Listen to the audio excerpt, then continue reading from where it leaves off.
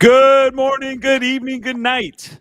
Welcome to NFT Live on the Web3 Network. It is Tuesday, October 24th. Happy Halloween. Officially, it is the week, the 7-day window that I apparently get to say that. Excited to be sitting here with Biggie Poppins and Gifdead and you, wherever you may be around this world. We know you have other things to be getting to in your life, in your journey here in the Web3 space. We appreciate you spending your time with us. All right, around the Try Box, we didn't have Biggie Poppins in yesterday, but he is making an appearance. He was drinking Mai Tais, whatever he was getting into.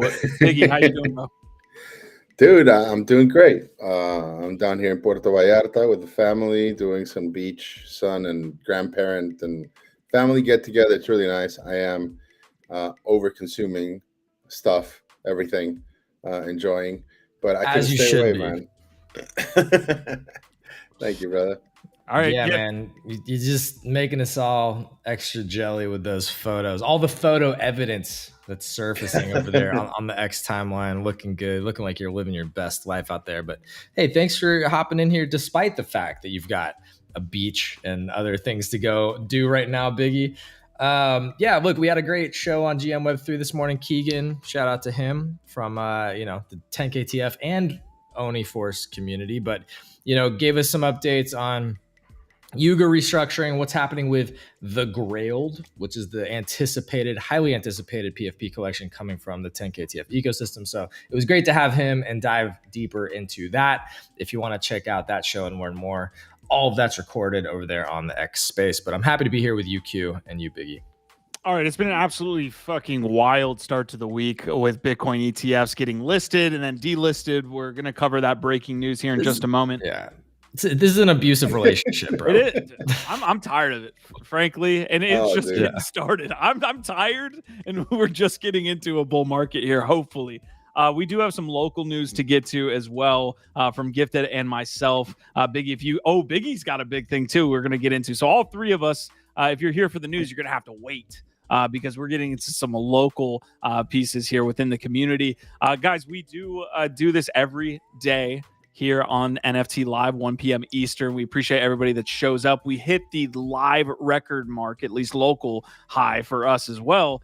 Live record mark of 30 yesterday. So it's good to see you guys chatting. Everyone that's been supporting us from the beginning, we appreciate you. We see you as well over there on X. We will get to sharing out. What's happening? What? We promised a celebration yesterday, Q. I said I'd rock the cowboy hat and that we'd take some lemon shots. So this one's for all the homies. This Turn is the for music y'all. up. Hopefully you got something sweet and sour. You can take some shots. Maybe you're chugging alcohol at noon or 10 a.m. wherever you are. But look, yesterday, big day. We got to celebrate. So how much to put it in your eyes? Jesus. Take it. Anyway, salute. Salud. All right. Love it. All right. My coconut. Was not expecting that. Gifted looking fancy and fly there in his cowboy hat. We are, I guess, in the mood to be talking about bulls here. So we'll get to it here in just a moment. Nick Swervis, Prodigy, DP, saying it's Gift's turn to wear the cowboy hat. Quantum Variant, OVOT Kids, Choina, OVOT, Chaz, Gold. Nice to see you, brother. SP, you guys are all awesome. And Mike Erlandson. All right, we're going to get started here on today's episode. Like I said, a lot happening in the industry here across the board. But let's start with Gifdead, who just took that shot. I'll give you a reward for doing that, Gift. What do you have going on? I'm going to pull it up in just a moment in your local neck of the woods. Well, I mean, this seems like the thing that both of us are announcing today. I mean, you really announced it, and that's what we should be focusing on. But I'm joining the party with you, Q. So this is my Ronin PFP, and if you don't know, now you know. All right. I'm excited to be joining in on this ambassador program. I'm glad you have that. I was going to bring it up. I need to talk to Art Snitch because, dude, the ambassador program, amazing. What Ronin's doing by empowering their community members, you can see it. Like, we're up here talking about Oni because they're empowering us to do so. I do want to talk to Art Snitch. Maybe we can talk to I Am Complex. All right, I'm going to pull up my full screen version, and I'm going to have Gift pull up his full screen version, and then we're gonna do some twin Ronins. Yeah, but that's the thing. Are we leaning into the twin Ronin thing here? Okay, so this is my twin Ronin. Bro, where's your cowboy hat? Ronin. Where's your cowboy hat, Q? So unless we're gonna LARP as twin Ronins here, we build out this lore. I'm gonna need like at least a hair switch or something, because indistinguishable on X here between me and Gifdead. But maybe we can cut the ponytail down just like a centimeter, and it'll be totally different. Yeah, no, they're very similar. Sure. Yeah. They're very similar right now, and we want to both be rocking them, but because we're in the same spaces all the time, it might be a little confusing, so that's fair. But yeah, twin Ronins, touching tips. Again, we are over 30 here. Anyways, yes, I posted this morning. I am Ronin number 25 here. I made the announcement. Gifdead it's imminent right now. That GIF is going to change from a Nakamigo. Thank God. I'm Ronin number 8. I just saw I'm Ronin number 8. I didn't even see the number. Wow. Number 8. Let's go. Nice. Love to see it. Go. So yeah, that's a big announcement. We will jump into Oni Force a little bit. We had Art Snitch on GM Web3 this morning, along with Keegan. Like you said, we dove deep into 10KTF, which is needed for that ecosystem. All right, Biggie Poppins, I don't know if you have a post about it on X or anything like that, but I'm going to jump onto your profile. What is going on with you tomorrow, big dog? Dude, I am launching our official Genesis first spaces for Dead vs. Society and CommandA, where we'll be discussing the latest winners of this month's contest, which were just revealed a couple of hours ago. Really stoked about the submissions. We had some really cool art, and so I'm pumped about that, man. It's going to be cool. Like, we're going to be doing once a week. The schedule is still, in motion. We'll see what day and time we land on. But I'm stoked, man. It's my first time, and to be truthful, I'm a little bit nervous about it too, dude. Especially because I'm over here and like internet is not 100% reliable. So please, Mexican internet gods, do not rug me. So far, so good though, right? Like, I've been able to join stuff. So. But this morning, I had a little bit of a panic attack because I was like trying to set up some stuff, and it was just like rugging me. I was like, "Please don't do this." I like the idea, the concept that the internet has multiple gods, and they're like geographically, different. 100%, bro. There's Mexican internet gods specifically that you have to pray to. I'm gonna have to do some bloodletting, dude. I'm gonna have to do some bloodletting on full moon tonight just to make sure that it's all fucking 100%. Okay. But I'm really stoked. If you guys can join. For sure, come over there, and if not, it's all good. I'm still going to be coming in here with you guys as well. But yeah, I'm looking forward to it, man. We will be there 100%, sir. And I just dropped the link for everybody in chat. It will also be in the description for those of you watching afterwards. So yeah, big shout out there, Biggie. Excited to see your hosting arc here. Thank you, man. Very there. All right, let's get to Coffins, and then let's get into the news. What's happening with Coffins? I mean, hey, if you want to talk about it, we can talk about it, my guy. The allow list launched yesterday, and that's it. Except that it gets you 2 free mints. So I mean, really, the most important part about it is that during a pre-sale window, you get 2 free mints. Why wouldn't you get on this allow list and tell all your friends? That's it. But yeah, over 100 likes on that post, which is awesome to see. And yeah, we'll be talking more about this. I'm very excited because, I'm kind of still finishing up a lot of the creative process, but starting to get into that sort of marketing mode a little bit where I feel confident to start sharing more. So that's what's really exciting to me is getting to start to actually talk about this and share some stuff. And the one other thing that I'll like throw in here really quickly that's fun is that I'm doing as sort of just like a creative promotion thing. I'm doing this. I'm doing like posters, daily posters on 0-1. So these are the first 2. I'm doing them as super limited editions of 3. And so each day I'm going to be basically minting one of these different posters that are all, basically promoting the Coffins project. That's yesterday's, and having fun with that. This was poster number 1. So yeah, each day I'm going to be minting these on 0-1 as just like a fun activity if you want to get these limited edition posters ahead of the launch. Love it. All right, that was the local news from us up here. We appreciate you guys tuning into NFT Live.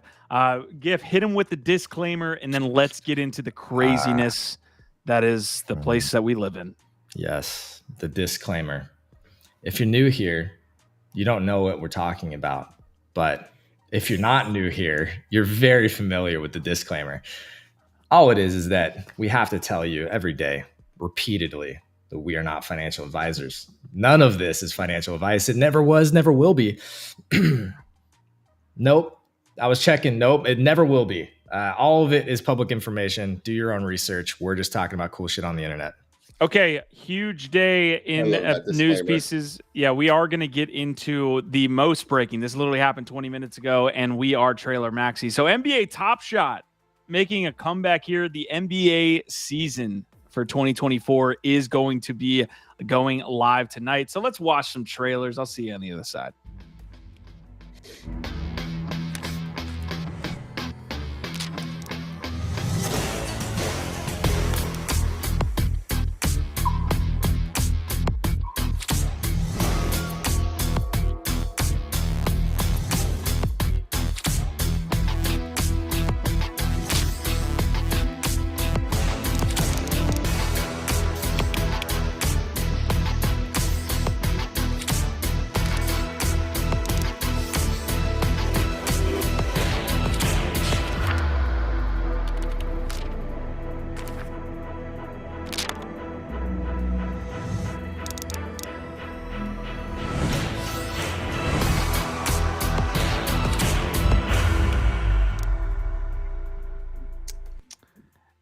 All right, not gonna lie, I was gonna lead in here with a super negative take, but I actually want to highlight one thing. It looks like they're gonna have ways to actually gamify tied to live NBA action.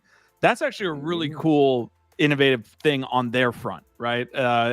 Again, I don't think this is gonna get me to check in with my NBA TopShot bags, which are, I'm sure, extremely wrecked. But they're at least doing some things, and then also this. First one-of-one moments in TopShot history. That's the biggest problem that Dapper Labs has had since its inception, is the supply issue. So they're actually dealing with some of that. Yeah. I mean, that's the obvious thing, right? They have to deal with it or they have no future. But they never do. They, every product they've launched, they considerably are just like, nah, this is just us. So, Biggie, any thoughts on this NBA TopShot piece? You getting back in?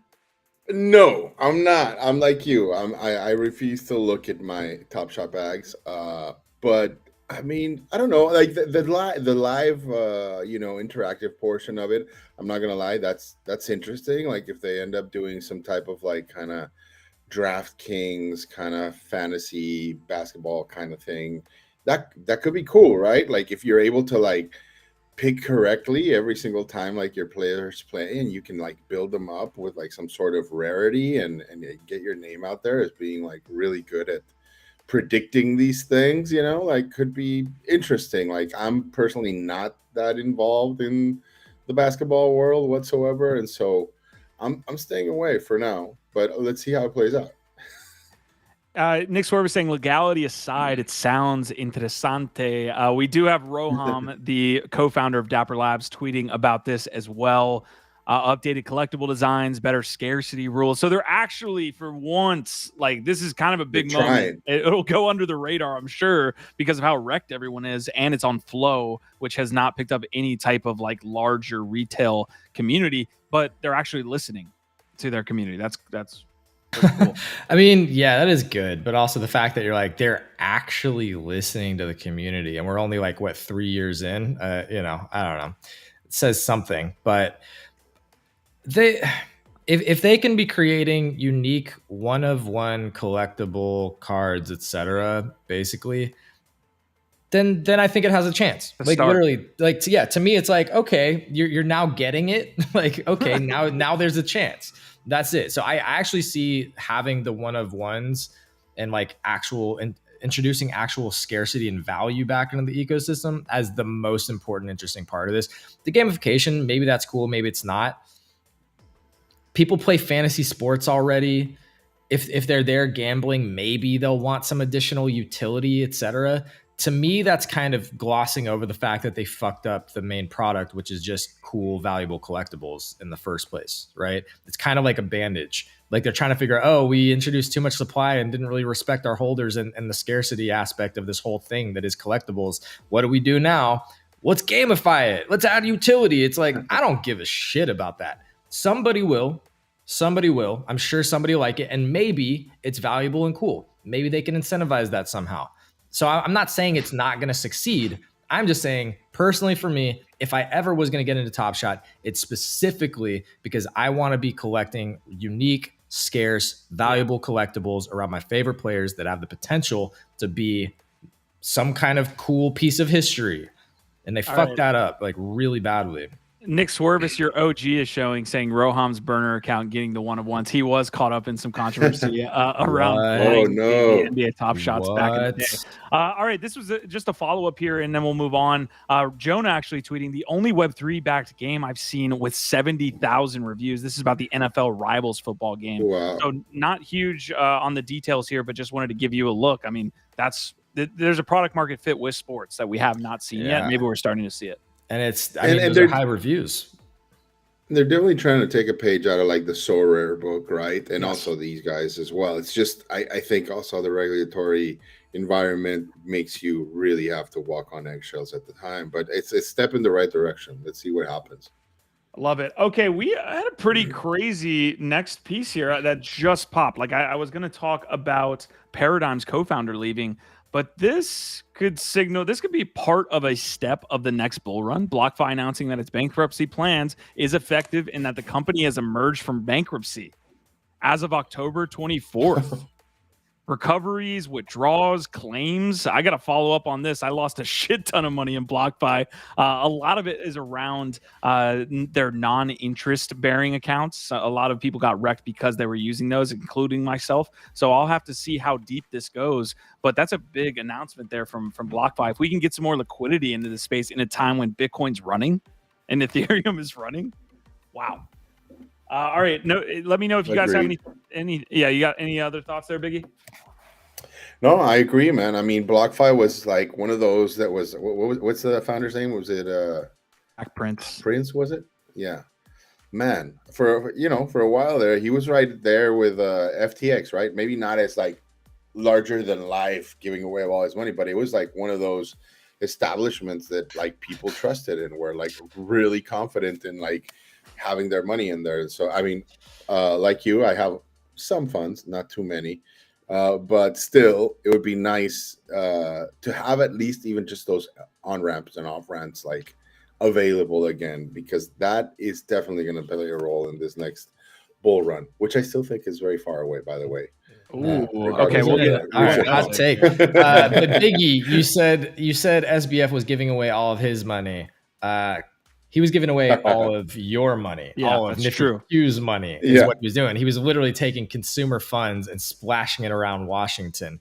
And, we haven't really been super close to. Yeah, no problem receiving that money and KYCing it there, right? Yeah. We haven't really been covering the trial super closely. But one of the things that did come out of that was kind of like a funny twist in it that is worth noting is that he made some big investments in like an AI company or some other stuff that literally went to the moon. And so they're now thinking that his investments that he made with the stolen funds may actually be able to pay back a lot of the stolen funds. One of the AI companies, I forgot if the name is slipping. I'm sure someone in the chat knows. One of the AI companies actually went 10x. And they're trying to use that as like admissible in court to excuse all of the illegal behavior in the stolen funds in the first place, which is wild. It's like, nah, it's like just because you got super lucky with some of those stolen, like gambling with some of those stolen funds does not make you not guilty of all the shit that you did, my guy. All right. Squashman saying, man, Biggie Poppins is here to pop my Wagny balloon. We will get to Bitcoin in just a moment. Paradigm's founder, Urshram, steps down as managing partner here. So Fred Urshram, co-founder of the crypto-focused venture capital firm, is stepping down as managing partner. This is pretty big. If you know, kind of the way the space moves, a lot of it is through these larger involved firms like an A16Z, like a Paradigm. A lot of these movements behind the scenes are what actually drives the space forward. A Paradigm is behind a lot of different projects in the space, including FriendTech, including Blur. A lot is involved here. So, I'm sure there's a little bit of a shakeup behind the scenes with what Paradigm's got going on. Hopefully that doesn't affect the broader space. All right, and my last breaking news actually happened yesterday. Gifdead was covering this on the Rehash. Velocity floors were up big overnight because Jack Butcher basically teased an announcement via this tweet. Let me see if he still has it up, or did he retweet 18,000 times? He probably has. Anyways, I'll find that for you. But yeah, Jack Butcher is the next artist there working with the Velocity Pass from Red Bull, and you can see that reflected in the price action. Man, how many artists are they going to collab with? Again, this is one of the challenges and the risks with mint passes, because again, they're really cool. They can offer tremendous utility when done right, but like, how many more artists are there? Where are we in a roadmap? Do we know any of that? Is it worth 1.5 ETH right now? Man, all I know is that Red Bull has definitely a war chest behind it, and they are not timid about stepping profusely, really well into this space, like by hiring all of these like top-notch artists. I think it's one of those companies that has really come in and tried to do it right. And so, the roster that they've had so far is phenomenal. Now all they need is to win in Formula One, do a little better. I don't know how many of you guys track it, but I'm really looking forward to seeing what Jack comes up with. Like after Snowfro's latest drop, which you guys were talking about in the space, and I think it's one of those things that surface level, unless you like read deep into it, it seems like just, I don't want to say an average drop because Snowfro does not do anything average, but I love the generative fashion where outputs that he created for this, that I think will go down as like really something very special. So to follow that up with somebody like Jack, who is, I'm sure, very conscious that he is coming right after Snowfro, it's going to be interesting to see what he drops. It's going to be really cool. Yeah, these were some of it, so. Yeah, these were some of the outputs from that Snowfro drop as well. I know Gif was asking on the morning show. So you didn't actually get into Velocity Series. This is one of the few mint passes, or maybe one of the only, that you haven't gotten into. It seems like Biggie. Yeah, I didn't. I'm like, I like F1. Don't get me wrong, but I was a little bit suspicious about how this might have turned out. And as they ran and as I saw everything, start getting dropped, if I don't get in early, jumping in late doesn't really make sense to me. Additionally, I'm not familiar again with the Velocity Pass series, if it's just to kind of like sit on your hands and get these airdrops, or if there's actually like a community and like a Discord channel forming around it. So yeah, I stayed away. It's been really cool to watch though from the outside, and like to see it get done right and like with the respect that it deserves, and with like proper artists behind it. So, hell yeah, golf clap. Yeah, and they do deserve a lot of respect. So we're glazing Red Bull pretty hard, but they're one of the few companies that's entered into the Web3 space and has created something valuable and interesting, and is collaborating with top artists in the space. They seem to understand a lot of how the culture works, what's interesting to people, how to use their resources and their brand to create value and integrate into it, and into the space in a cool way. So shout out Red Bull, man. Under promise, over deliver. It seems like they're doing a little bit of that as well. So yeah. All right, folks, we are about halfway through the episode here. I do want to share out the show and possibly get some more folks in here on YouTube, on X.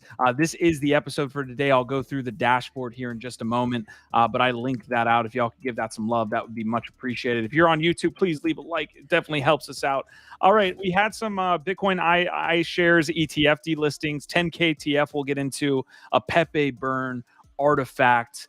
We will get into all of that in just a moment, in the Bitcoin stuff especially. Other things on our dashboard, I've got the big winners. Sproto Gremlins has been all over the map. I don't know if it has to do with the flooring app and things like this, but 33%. It's been super volatile over the past couple weeks. Digidaigaku, 31% up, Ether Capsules 23, Checks VV up 14, and Milady's up 13%. Big losers, Saints of LA down 33%, Winds of Yawanawa down 20%. Oni Force off that pump on the flooring app is down now 20% in the 0.82 range, something like that. The Grapes down 10 and Utes down 10. Guys, from that list, anything that jumps off the page, anything surprising? I don't know what Sproto Gremlins are, by the way. Bro, look, if you really love the Sproto Gremlins for some reason, apologies. I just think they're horrendously ugly. I mean, they again, as a PFP, like one of the functions that's really good, and you were talking about this queue with the FIWOs, you want it to pop, you want it to have some contrast, you want it to do something interesting. So it like you definitely recognize, like when I see a Sproto Gremlin in the timeline, I see it. I just think they're fucking like, they look like clowns. Yeah. They look like clowns, bro. Like creepy, like I don't know, man. Again, it's to each their own. To each their own, man. Some people probably really fuck with that art, but not for me. Jeez. Yeah, not my cup of tea either, but strokes for different folks for sure. Okay, I had no idea that it was actually tied into Harry Potter, Obama, Sonic.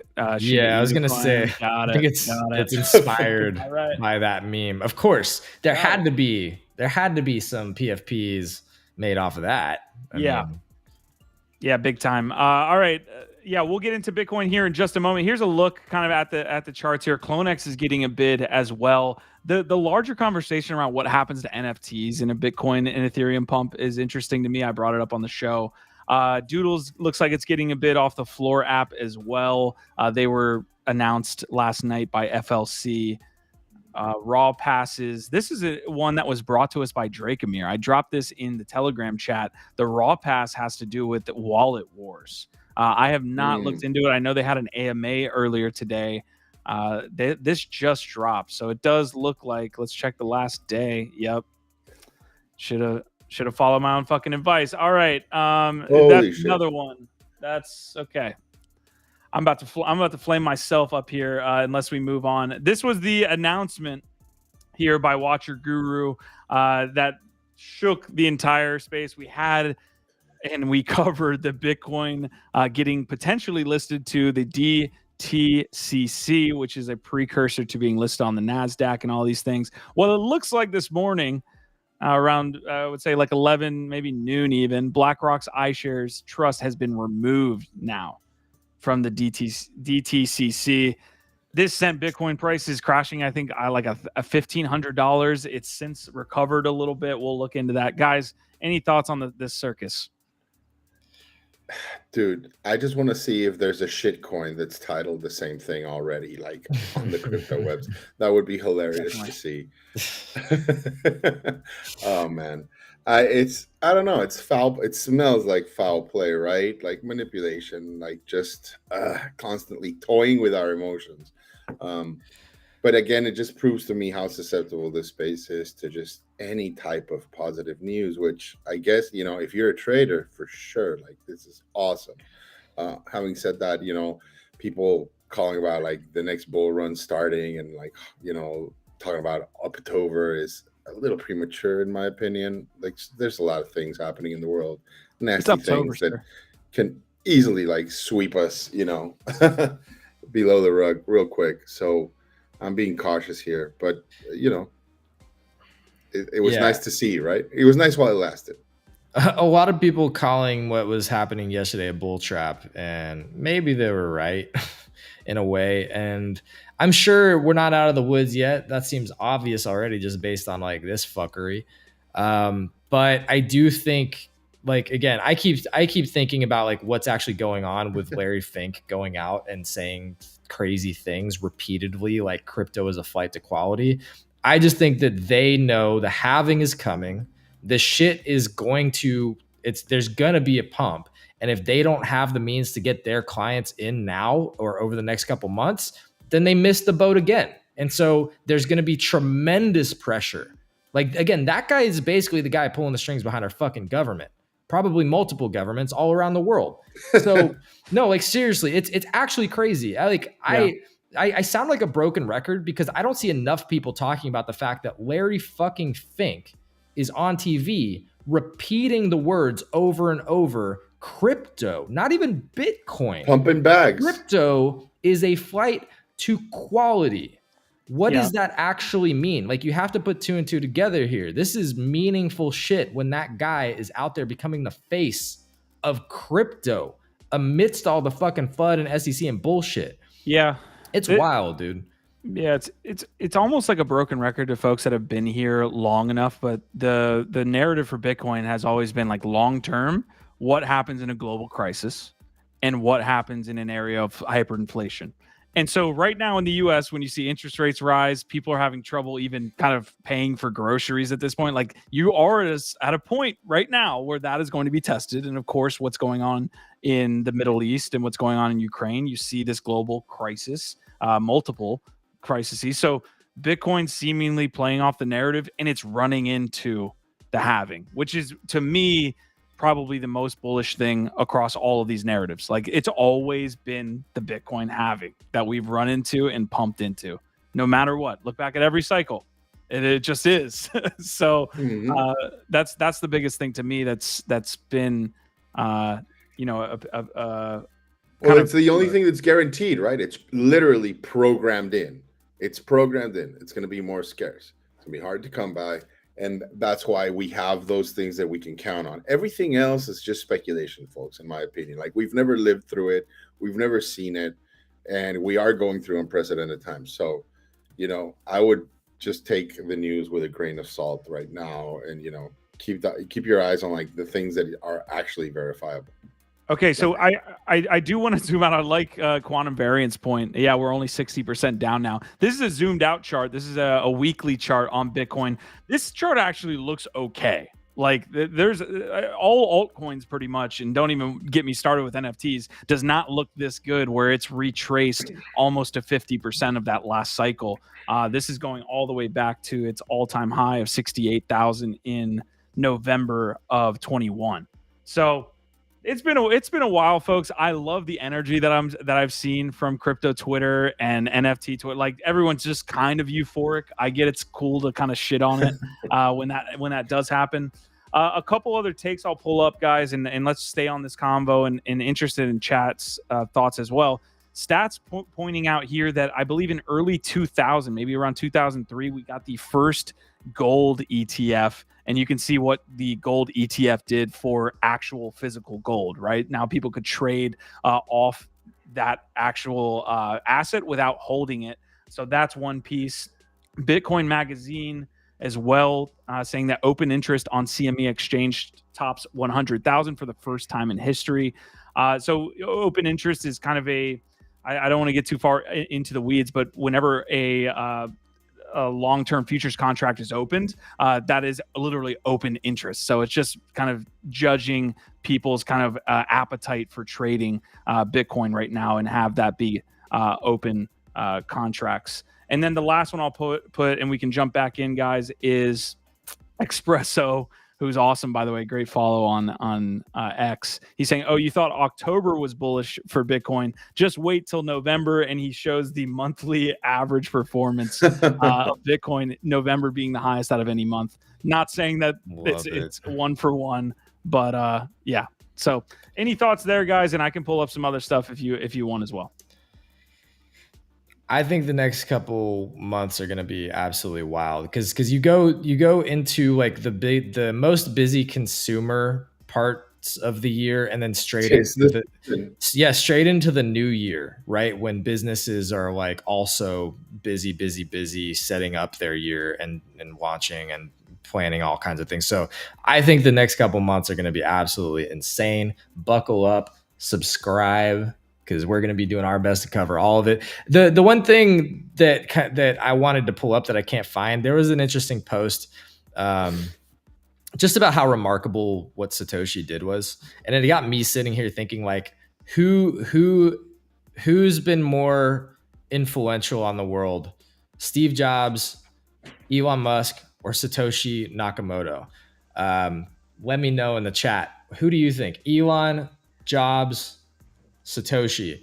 Because what Satoshi did, like when you think about it, is they anonymously launched Bitcoin, spent several years anonymously providing updates, never spent any of their Bitcoin, and then just disappeared and left it, didn't try and own it or control this thing. So whether it's one person, whether it's the NSA, it doesn't matter who it is. What they did is fucking remarkable, because this shit is like, we're talking about it every day. It literally might be changing the future of the entire world and how finance and money works. I think right now, the argument is for Apple, in my opinion, because it's touched more people, right? Like people are holding phones, like so many people are doing this. Not many people are in crypto. When you look at the total across the world, like it's going up, don't get me wrong, but more people own iPhones and what that's done. I will say long term though, GIF, maybe 100 years out,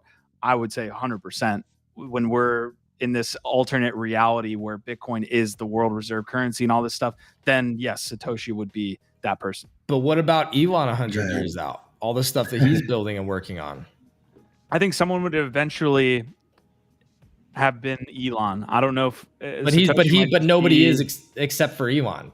So I don't understand that argument. I think someone would have eventually come around and done the things that Elon's doing. I don't know if this Satoshi thing was just like a fucking wild occurrence that happened. Like that's even crazier to start thinking about, like the confluence of things that needed to happen around the 2008 crash and why Bitcoin was created. Like living in a world without it, like it's kind of wild to think of. I don't know, Biggie, you got any thoughts? Or you dealing with some noise issues? No, I'm good. Okay. I'm honestly, to me, like they're very different products, right? Like Apple is a consumer product, right? It's not, whereas Bitcoin is a bearer instrument. To me, it's like a tool for self-sovereignty. So it depends on like how you're gonna like compare. It's not really comparing apples to apples, in my opinion. Like when you think about the people that have been able to hold on to some of their wealth in countries where governments are like deliberately trying to seize assets from them and prevent them from using stuff, then I there's nothing like crypto. There's nothing like Bitcoin. And in my opinion, I mean, you really can't compare the two. They're very different. There is no apples to apples. And also, if you look at like when Apple was launched and how long it's taken them to get here, right? Like it's really since the launch of the iPhone that it's like become like this worldwide phenomenon. There was a long time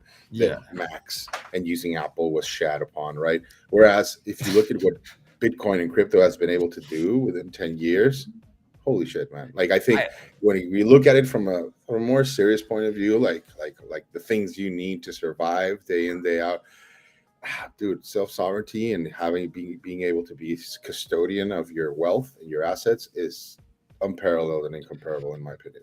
So saying on the singular basis, right? Per person. I just don't think a lot of people adopt the lifestyle that we have. We haven't gotten there yet, for sure, adoption-wise.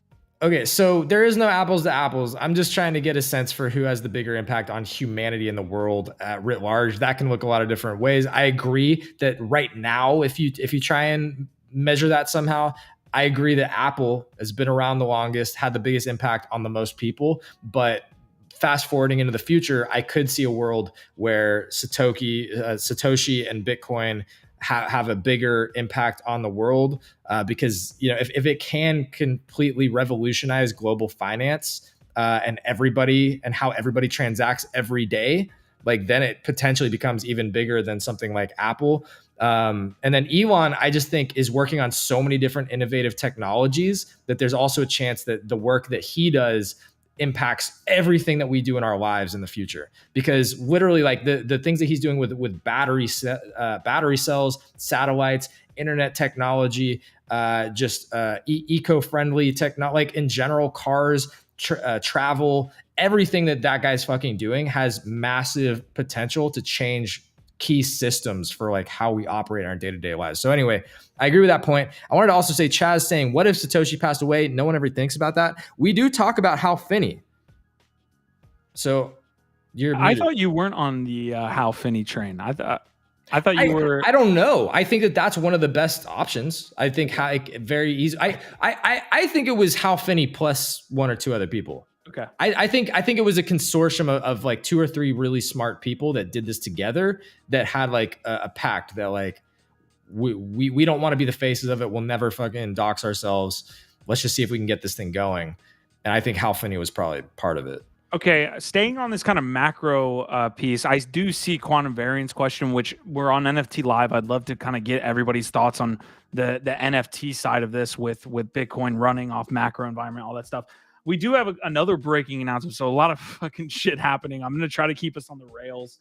But Arthur0x, another great follow on X, has this to say about one of the blocks posts: a very positive development for the U.S. crypto regulatory environment in the long term. It looks like Emmer is selected as a nominee for the U.S. Speaker, and it's heading to a vote. Let's go. Yo, who's been the Tom Emmer, the biggest Emmer maxis on YouTube? Pretty sure that's us. So it looks like Emmer won the nomination for the U.S. House Speaker, but will still have to garner enough votes on the House floor to solidify his position. That I agree with Arthur. That's a huge win for this industry whenever we can get someone as crypto friendly. He's like how do I even explain it? Like, this is one of us, basically. It feels like a lot of times, even though I know that he's not. He's crypto forward. That's how I put it. Like he's actually like a maxi on the tech and understands the tech better than anybody on Capitol Hill. As far as we can tell, the people who have been out there talking about finance and in these hearings and crypto and shit, nobody gets this shit better than Tom Emmer does. So yeah, look, the Republicans are clear. Like, we don't have to go too deep into politics. Republicans are a fucking hot shit show. They're an absolute mess. If they can get their shit together and elect him, then that's huge. But I'm not going to hold my breath just yet. All right. Choin is saying, I agree with Choin completely. I would like, God rest his or her or them, their souls. Please just, don't ever come back. Please. That would be a apocalyptic event here for this space. All right, I'm going to move us into the next combo, which is kind of in the same realm before we move on. What does this mean for NFTs? We're seeing Bitcoin run. We're seeing, obviously, Ethereum run. We have been involved with NFTs throughout the course of the bear market. So we've had some wins. We've had some losses. This environment is a little bit different than what we've dealt with for the past year. Just plain, like just straight up. So this environment here where we do see a Bitcoin maybe going up to 35 and staying there, maybe even passing 40 or something like that, ETH starts to run. Thoughts on what that means for NFTs in the long run and what we can see there? I know that's a broad question, but let's try to hit it. I mean, I think in order to really see broad and wide adoption of NFTs, I mean, we all have our different thesis, right? Whether it's going to be gaming, maybe music will come along and have its moment the way, images and art have. But before any of that, in my opinion, we first have to adopt like the mainstream crypto adoption, which is obviously Bitcoin and Ethereum, right? Until we see any serious adoption of those two assets, we're not home, safe yet. Having said that, I think like since we started up to now, you can see that it has grown, right? Like the adoption curve for NFTs is tremendous in spite of the bear market. You know, people can see and are convinced of the value of this space. This space can bring, specifically when it comes to, you know, this new culture that we're coming up against right now, right? Which is like this Web 2 to Web 3 transition. It makes sense to the people that have been in, you know, online for the longest of time, right? Forget about like the boomers and like the elderly people, but the people that have been here for some time playing video games online, like they can definitely understand how this is going to be massive, right? And that's why you see so many people still, you know, minting PFPs, still, you know, looking at different gaming assets and fine art, right? Because this is a once in a lifetime opportunity. There will come a time, I think, where the space will, not to say that you won't be able to produce new assets and fund new companies based on art or IP, but you know, for the time being, I think like there's nothing like that Lindy effect, right? Like of getting in early, and whether it's a community or you know, a gaming company or the fine art leaders of this space. It's not going to be here forever, you know. Yeah, I agree with all that, Biggie. I'll try and summarize my thoughts here as brief as I can. I just want to also shout out like all the meme lords that are just going to town right now and all the great takes about like crypto bros and NFT bros out there. This was a great one by Alan Carroll. When stuff started pumping, he's like, absolutely no one. And then crypto bros getting groceries tomorrow. Just bringing out the drip again, feeling the swag. Bankless also had a great take this morning saying, hey, if you're an AI, time to pivot back to crypto. Love that one. What does it mean for NFTs specifically, though? The way that I think about it, which I've talked about before, but I'll try and summarize my sort of thesis on it briefly, is yes, there's all of the cultural elements like that Biggie you included and spoke about that are very, very important and key to like, why does this matter and continue to grow long term? It's because as more people discover it, then they start to understand the value, the utility, and more people like start to fuck with it in real meaningful ways. So that happens over time as more adoption comes in. But that adoption has, in my mind, a very clear funnel, right? And so to me, the top of that funnel is Bitcoin and Ethereum. So we see Bitcoin and Ethereum pump, and then usually what you see after those, you know, hit new highs or really get a pump, you start to see an altcoin season, right? So then the next step down the funnel, you start to see a lot of that cycle into altcoins. And then the most risky, crazy, far out there investment that you can get to at the bottom of that funnel is NFTs. So once that sort of value, you know, cycle kicks off, you get the Bitcoin and ETH pumping, people feel euphoric. They're like, holy shit, I'm rich. What do I do with all this crypto? Oh shit, I can spin it into new coins. Then you start getting tired of altcoins or see that run out. And then you're like, where's the next fucking place that I can start to spin this into? And then more people start to get into NFTs. So that's why I agree with you, Biggie, that like it's still a little bit longer. We still got a while till the NFT bull market really kicks off again. But all these signs to me start to show that I think that bigger cycle is starting to come back around, right? When you start to see ETH and Bitcoin pick up like this and people starting to Google again about Bitcoin ETFs, all of that is bullish and optimistic on that bigger cycle that eventually gets to NFTs. Here's what I'll say about the people that have survived this entire 2 years of price action going pretty much downward. You've had some wins, had some losses. These were the people that are going to make it easier for the next run of NFTs to take place. And that's my X factor here. When somebody brings up the previous runs and all these different things, all of these things ran off pure hype sentiment, basically a roadmap, basically an ICO roadmap is what the NFT promise and a PFP. And that is how all of these things ran. Even a Bored Ape Yacht Club running primarily on sentiment rather than actual product. This is super interesting to me because I firmly believe I'm in the Yatsu digital, you know, property rights, all that stuff, as well as the culture camp where people are always going to want to trade on culture. Those people, I promise you, would rather trade on something that they feel connected to rather than a coin or something like that if both things are equal. If they can get more somewhere else, they'll do the coin. Don't get me wrong. But if they can add a culture element to it, they're going to love to do that because it's just human nature.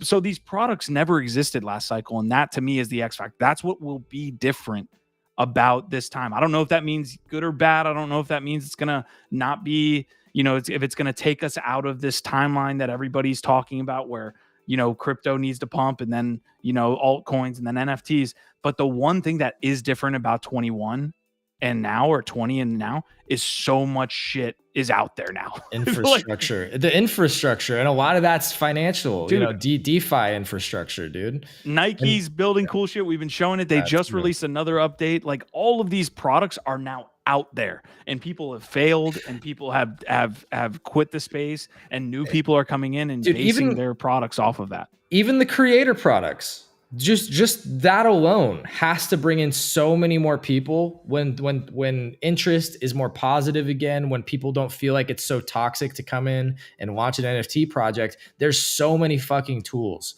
to superpower creators now. So just think about all the awesome artists and things that they're going to want to actually play with this once they really get it. Once they get like, shit, that's why it's cool to put my shit on the blockchain. Once they get that, it's going to be crazy. Yeah. And you already have seen some of these products like tangible, right? Like out in the wild already. Like some of this IP is already getting disseminated in all these different platforms. You're seeing it. Like that's not going to go away.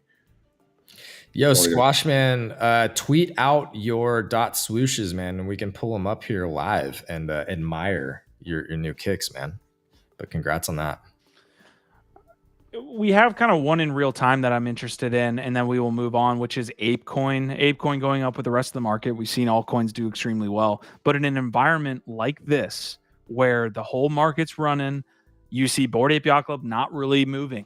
It's at what, 26 ETH. The value in USD is of course going up, but what you have with ApeFest coming up, the other side is coming up. I wonder if you don't see more of a bid on the more easily accessible ApeCoin. Then try to figure out all of these different cultural, like, what is a other side land? What does it do? It's just like, I'm just fucking YOLOing into ApeCoin because ApeFest is coming up and they look to be having their shit together. I think you'll get there at some point. Like, how do you get there? It takes a lot of momentum and some really big moments. Like, you have to get back to those big breakthrough moments where like a Post Malone is buying one, or like once you start to get to that sort of euphoric level again, which again, it's gonna take a while. I don't think we're there yet. But once you start to hit those like bigger news stories and Bored Apes start to really cycle back in people's minds, like, oh shit, they're still here.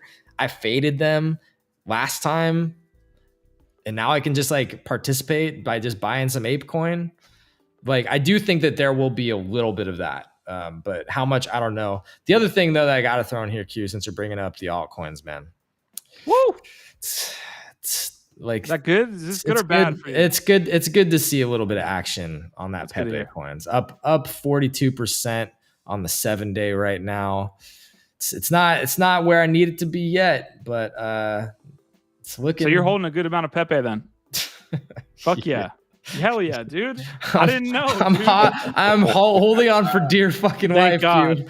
I'm holding on for dear life, man. I don't know. Awesome, dude. No, that's fucking awesome. That's great. That could be the winner. The narrative's playing out. All right, you're just a tad early there on Pepe. Yeah, just a tad. All right, here's the news there. 6.9 trillion Pepe tokens worth 6 million have been burned. A new team of advisors have been brought on to guide Pepe forward. Uses for the remaining 3.79 trillion attributed to the original team. Multi-sig wallet for strategic partnerships are currently being explored. So it looks to be a lot of movement there on the Pepe front with new advisors. That's extremely bullish for Pepe, other than just kind of sitting there hoping to be a novelty coin. Dude, if it can ever get listed on Coinbase, it'll be amazing. I just don't know if they're going to do that, because that's them eating crow after they fucking sent out that offensive incorrect email. Anyway, go ahead, Biggie. No, I was going to ask, for example, an interesting question. Talking about these things, it's like if you were to you had limited funds and you wanted to long Yuga, right? Like, there's very different ways of doing that right now. And you mentioned one that I think is the most accessible, which is just buying ApeCoin, right? Which gives you exposure kind of to the broad ecosystem. There's another one that just recently got created, which is you could buy flooring NFT, right? Yep. And tokens. Like, question to the audience though would be, which would you prefer? Would you go with ApeCoin, or would you go with buying fractionalized shares of an ape? Right? That would be an interesting. I think it'd be interesting to see right down the line. Well, I think to Q's initial point on the question, like, flooring protocol for the most majority of people, just like typical crypto traders or holders that are just dabbling and trying to buy cryptos, I think most of them are not going to fuck with flooring. Like, that's for pretty hardcore degens and DeFi people in general. Like, I just think the majority of people would probably go ApeCoin first. That would be my guess. Okay. More tradable everywhere. You're not dependent on the platform only. It's true. It's true. I mean, okay. So my main concern with ApeCoin right now is you're trading against two things, right? You're trading on the sentiment of Machi and the DAO figuring it out and maybe creating an ape chain, and other side potentially going a little bit well. Those are the things you're betting on. More specifically, that Machi means well for the community and pumps the living shit out of it with like an ape chain thing.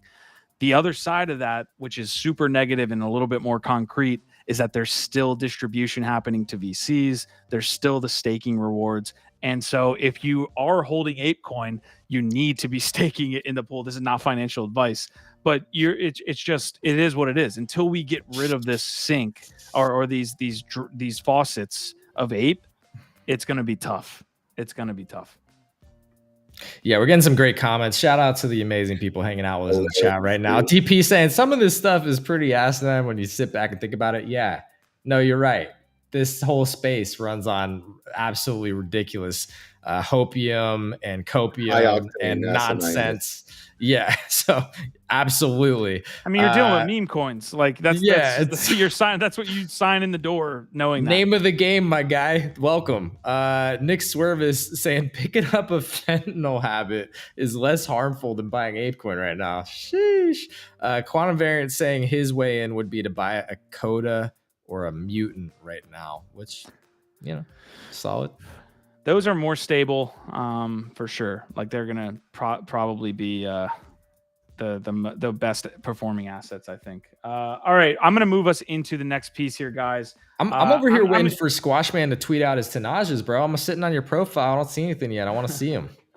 All right, this is a tough one right now. The friend tech world is going through it. I can pull up actually my dashboard and give you a live look at the bloodshed here within the ecosystem. You can see some of these are my portfolios, correct? So you see 25% down, 30% down, 19% down. You see the some people are up on the day, including yours truly. 14% down, 30% down. So look, friend tech is getting nuked for several reasons. One being that the market is recovering. I think a lot of people in the bull market, or bear, I'm sorry, that before all of this started to ramp up, people were looking at ways they could stack ETH and make any type of money. And they saw friend tech.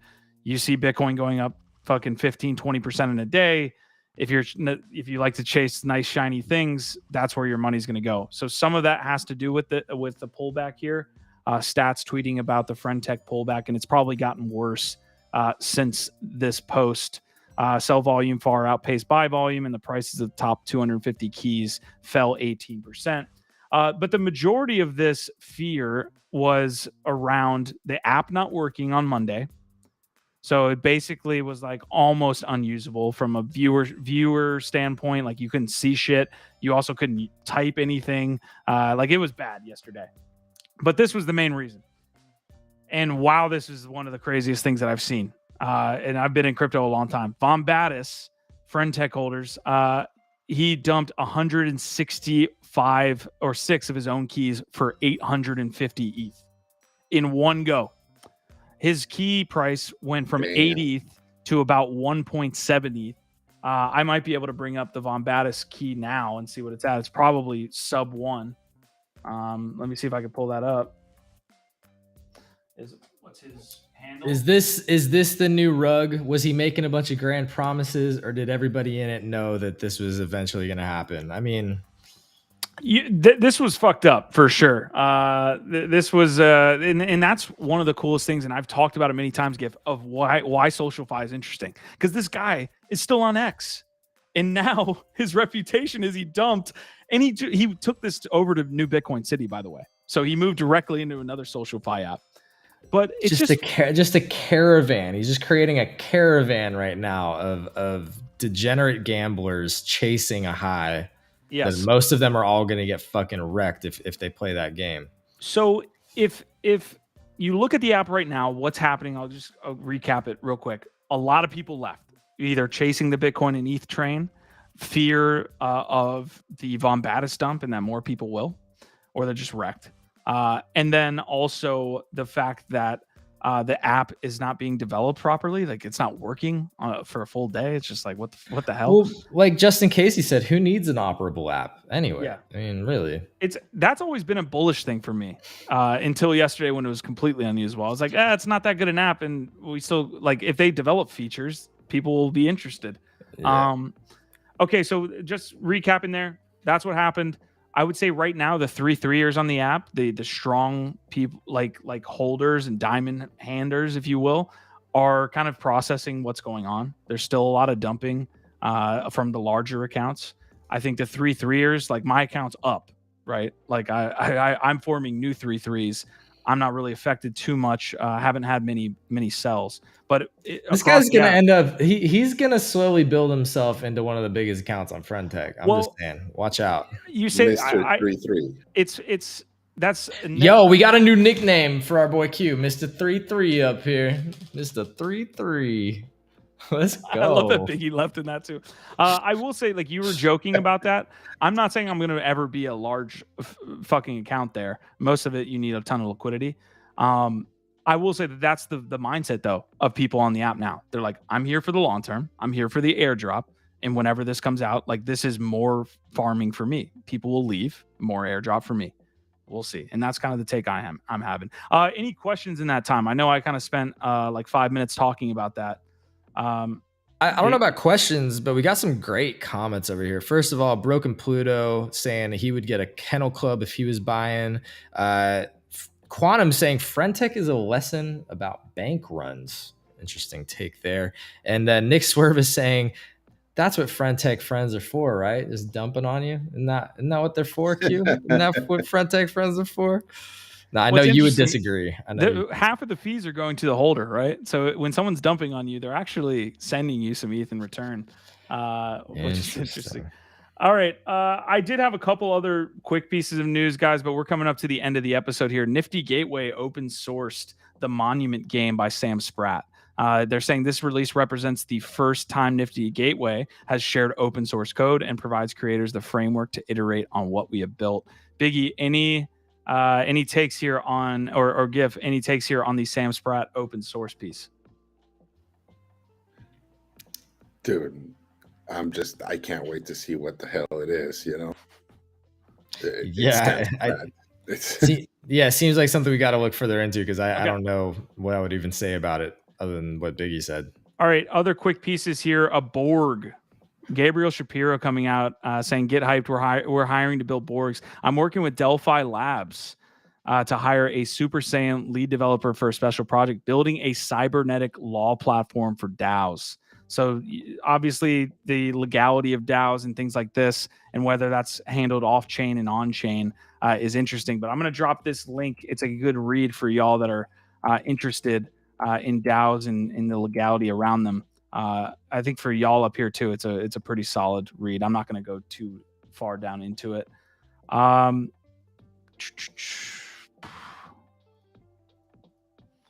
right, I've got two more things, fellas, and I'll lean on you guys if you want to post anything as well. We did have a morning show with Keegan talking about 10K ETF. Are you guys interested in Grails at 0.14 here? It seems to be a little bit of a no-brainer, but you're kind of tying yourself to a community that's kind of going through it right now, even with their history.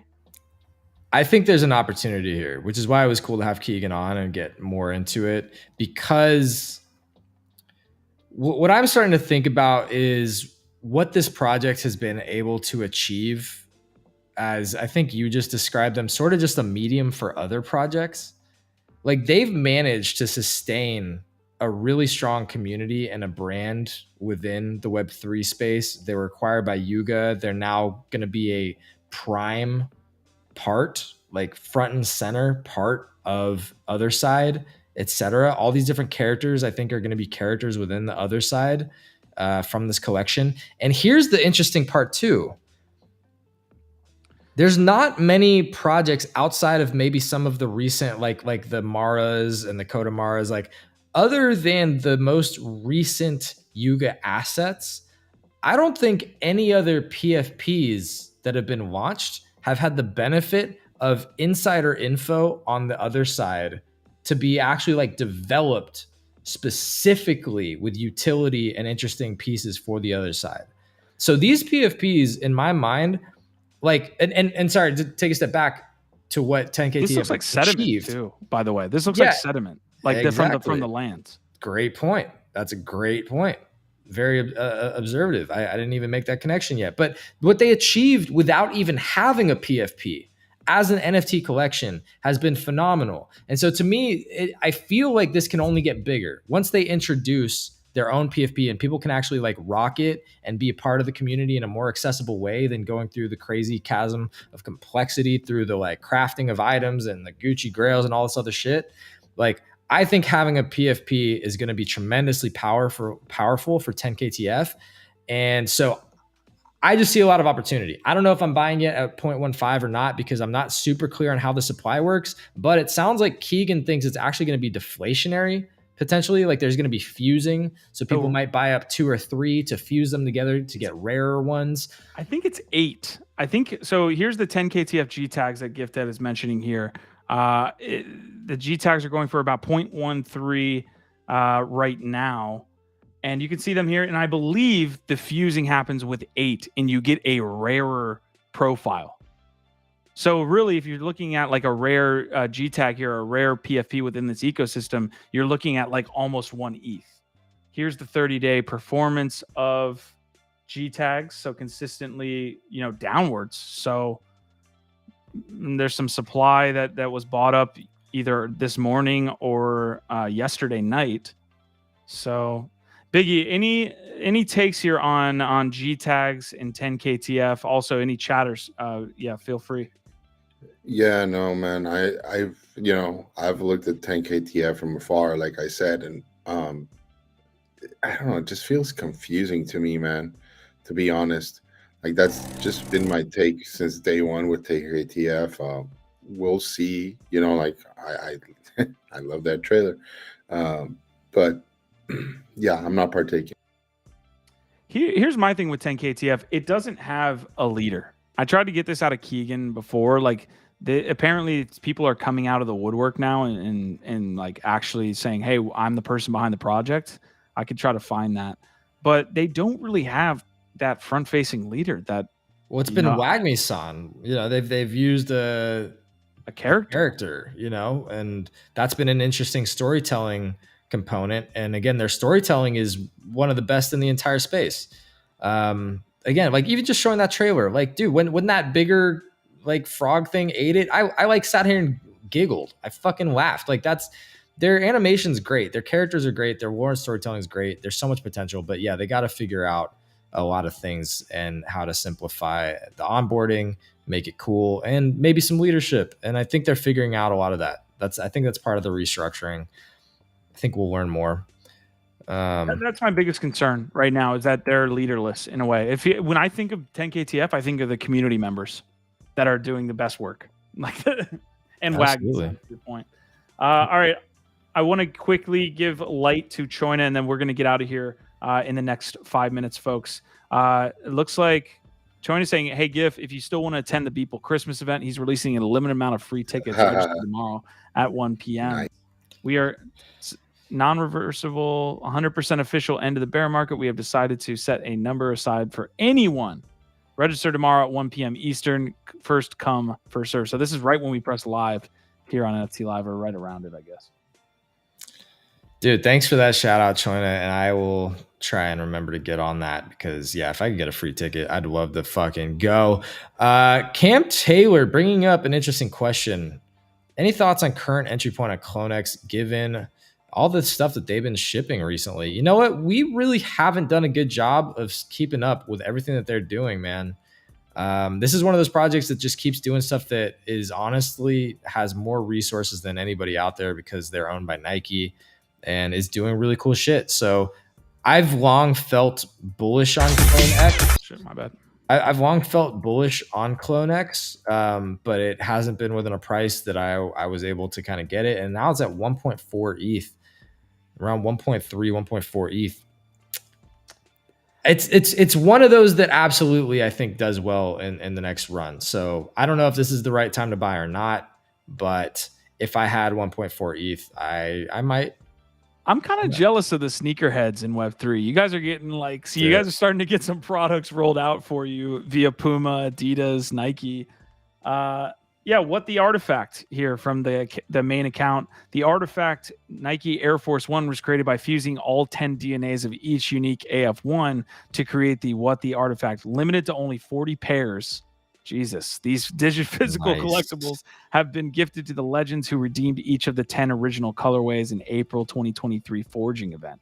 Dude, that's a flex. If you got one of those and you actually wear them, if there's only 40, how many people are actually going to wear them? But if you fucking wear those out to like a Beeple's Christmas party, that's a flex right there. Damn.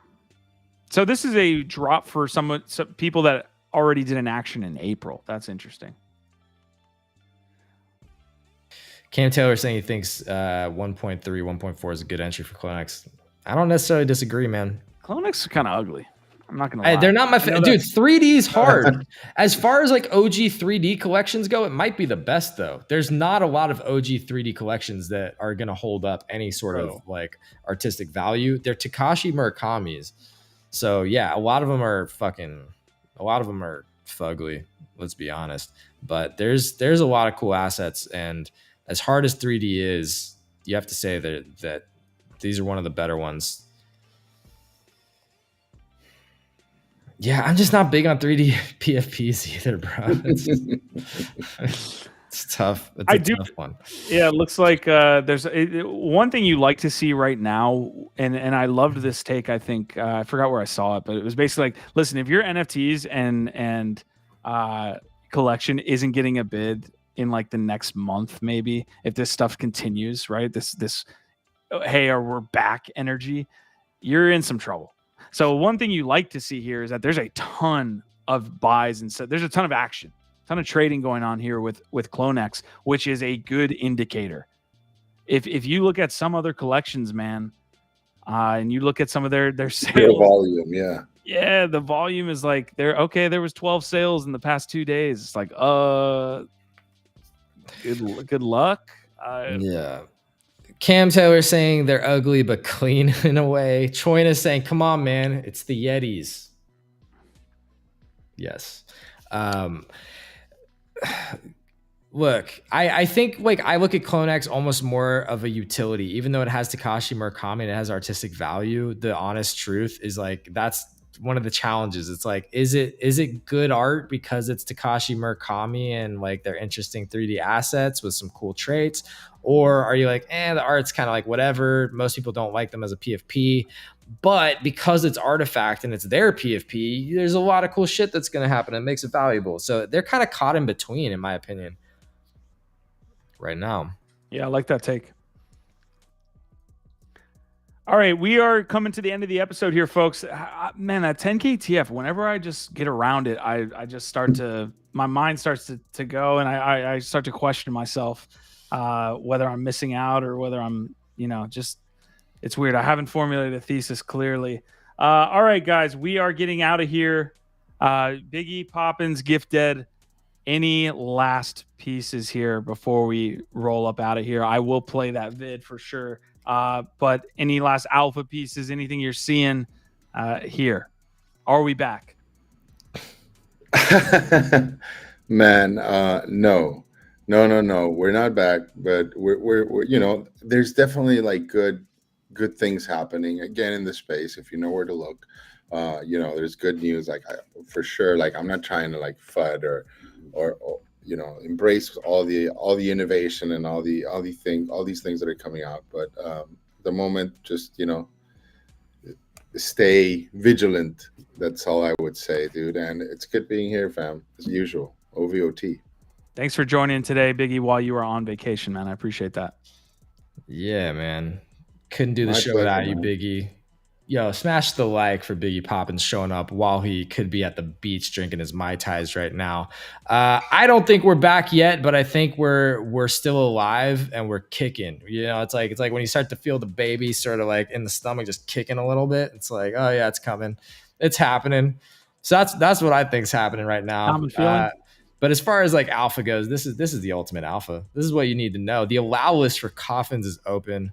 This is on the Nifty Kit website. You can get on it for free. Get 2 free mints. No, Biggie.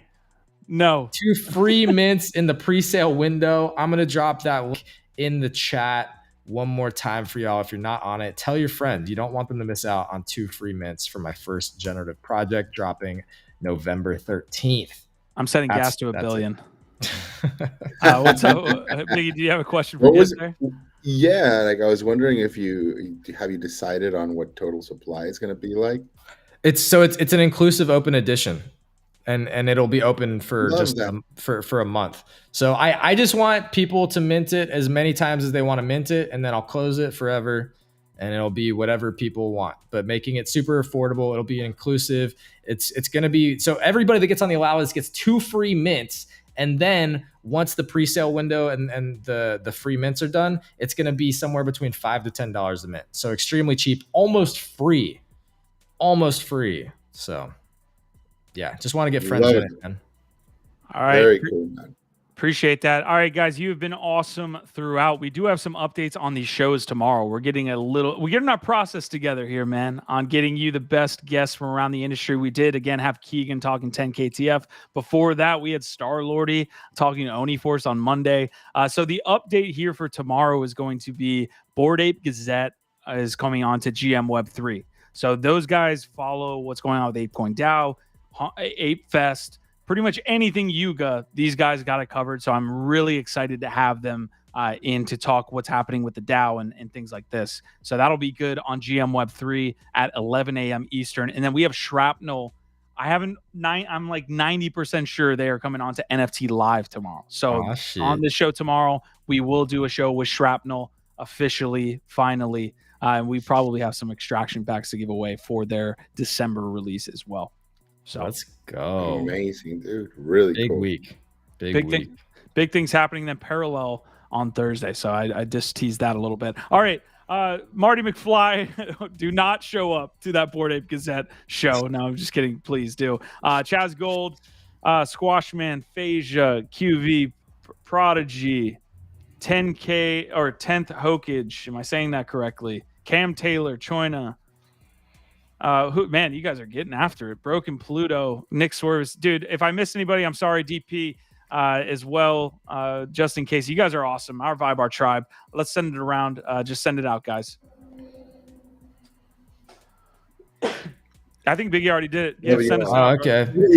I was going to say, love you all. What else is there to say other than our vibe, our tribe? Biggie actually it might troll us here. We'll see.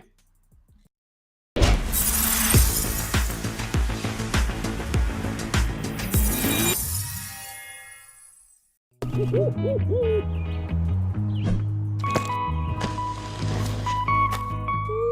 time to fuck around.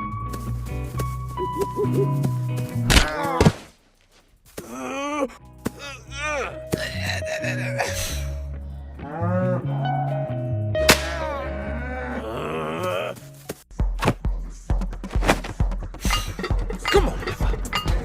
Come on.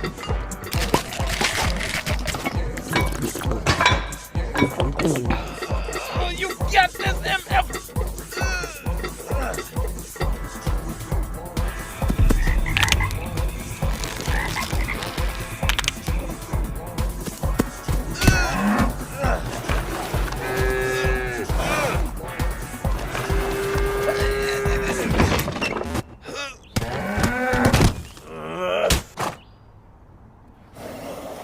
wouldn't have done that if I were you.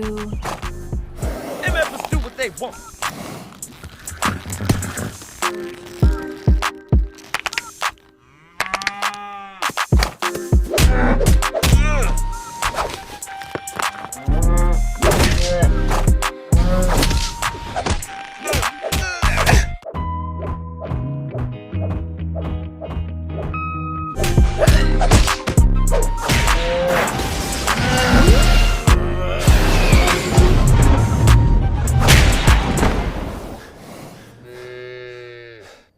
Yeah.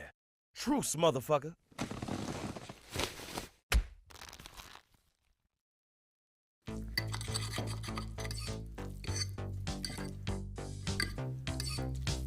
So, how would you distinguish between simplicity and minimalism in art?